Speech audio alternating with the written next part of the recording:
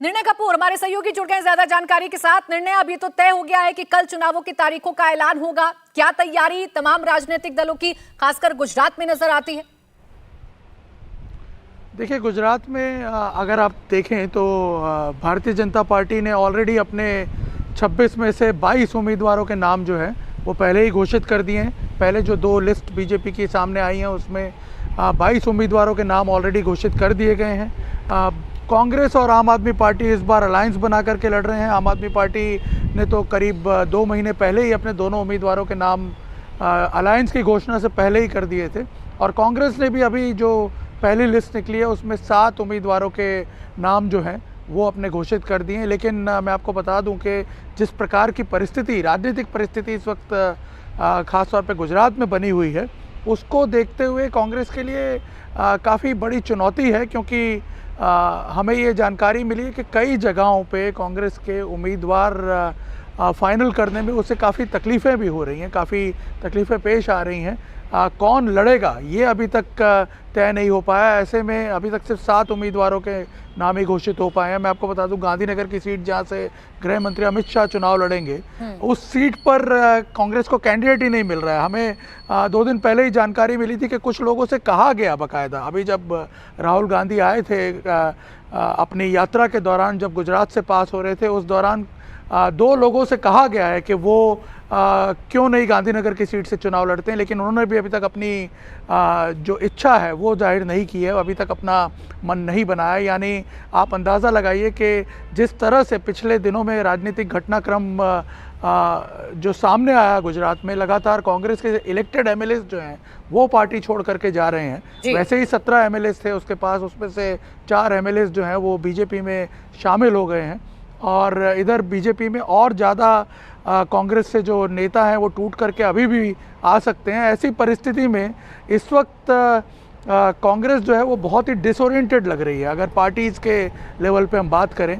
और सामने अब उसे पता ही था पहले से कि चुनाव की तारीख का ऐलान कभी भी हो सकता है, क्योंकि अगर हम पिछले 2 चुनाव की भी बात करें तो इन्हीं दिनों में चुनाव का ऐलान हुआ था जी।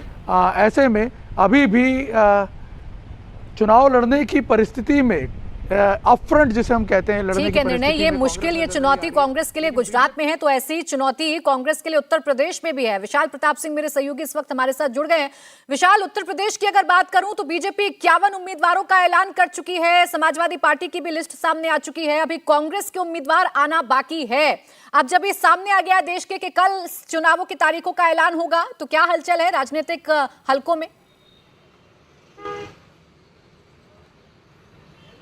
देखिए प्राची, सबसे बड़ा सूबा है उत्तर प्रदेश, चुनाव के लिहाज से, सीटों के लिहाज से, और जिस तरीके का क्षेत्र है उत्तर प्रदेश का, अपने आप में कहा जाता है कि दिल्ली का रास्ता उत्तर प्रदेश के रास्ते ही जाता है। लेकिन इस रास्ते पर चलने के लिए कांग्रेस पार्टी ने अभी तक फिलहाल अपना एक भी कैंडिडेट अनाउंस नहीं किया है। राहुल गांधी की न्याय यात्रा उत्तर प्रदेश से गुजर भी चुकी है, यहाँ से उनका जो पूरा रूट था वो खत्म हो चुका है। लेकिन अभी अमेठी और रायबरेली से कौन लड़ेगा? राहुल गांधी लड़ेंगे, प्रियंका गांधी लड़ेंगे, या फिर गांधी परिवार के इतर कोई कैंडिडेट होगा अमेठी रायबरेली से, अभी ये भी फाइनल नहीं हो पाया है। समाजवादी पार्टी के साथ गठबंधन जरूर हो गया है, लेकिन अभी भी कांग्रेस पार्टी को जो 17 सीटें दी गई हैं गठबंधन के तहत, उस 17 सीटों में से एक सीट पर भी अगर कांग्रेस पार्टी ने अपने उम्मीदवार का ऐलान नहीं किया है, तो ये कहा जा सकता है कि कांग्रेस पार्टी अपनी तैयारियों में कहीं ना कहीं फिलहाल भारतीय जनता पार्टी और दूसरे दलों से कुछ पीछे जरूर नजर आ रही है, क्योंकि 80 में से 51 सीट्स पर भारतीय जनता पार्टी ने अपने कैंडिडेट्स का ऐलान उत्तर प्रदेश में कर दिया है। ऐसे में जब समाजवादी पार्टी लगभग 2 दर्जन कैंडिडेट्स का ऐलान उत्तर प्रदेश में कर चुकी है, ऐसे में मुख्य विपक्षी जो पार्टी है देश में, भारतीय जनता पार्टी के लिहाज से कांग्रेस, उसने अगर अपने कैंडिडेट्स का ऐलान नहीं किया है, राहुल गांधी, प्रियंका गांधी को लेकर क्लैरिटी नहीं दी है, तो अपने आप में कहा जा सकता है कि जिन जिन राज्यों में, खासतौर पर उत्तर प्रदेश में, जहां अलायंस के सहारे कांग्रेस पार्टी चुनाव लड़ने जा रही है, वहां पर कहीं ना कहीं असमंजस की स्थिति में है कांग्रेस पार्टी। और यही वजह है कि कांग्रेस पार्टी ने अभी अपना एक भी कैंडिडेट ऐलान नहीं किया है, लेकिन सीटों के लिहाज से,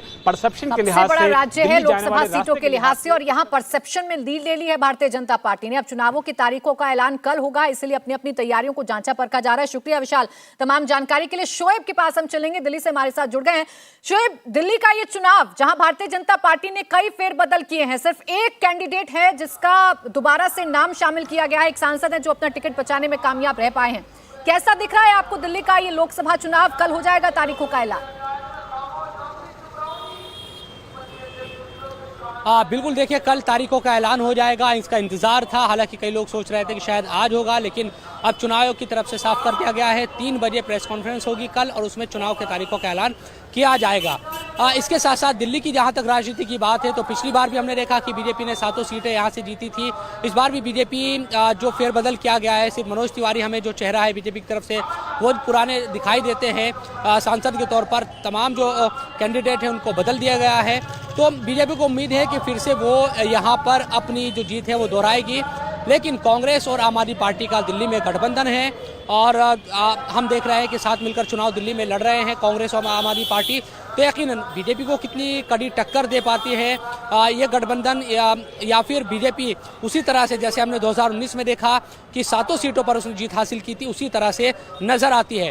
आम आदमी पार्टी जरूर दावा कर रही है कि इस बार ऐसा नहीं होगा कि 7-0 से वो दिल्ली में बीजेपी जीतेगी, बल्कि उनके खाते में भी सीट आएगी। हालांकि ये कितना संभव होगा ये तो आने वाले वक्त में पता चलेगा, लेकिन दोनों तरफ से जान जरूर लगाई जा रही है दिल्ली में और दावे और तमाम जो तरह वादे हैं उनका दौर लगातार जारी है। एक बात और है कि विधानसभा चुनाव में हम देखते हैं कि दिल्ली में हमारी पार्टी जरूर जीती है, लेकिन लोकसभा चुनाव चाहे 2014 की बात करें, 19 की बात करें, तो यहाँ बीजेपी का जो प्रदर्शन है वो जबरदस्त रहा है और नरेंद्र मोदी के नाम पर जनता यहाँ पर वोट डालती रही है। ऐसे में इस बार भी 24 में जब हम ये देख रहे हैं कि अरविंद केजरीवाल की कोशिश तो है कि दिल्ली के सेंटिमेंट को जगाया जाए, इसीलिए संसद में भी केजरीवाल ऐसा नारा अरविंद केजरीवाल की तरफ से दिया गया है। तैयारियां जो हैं वो तमाम हलकों की तरफ से की जा रही हैं।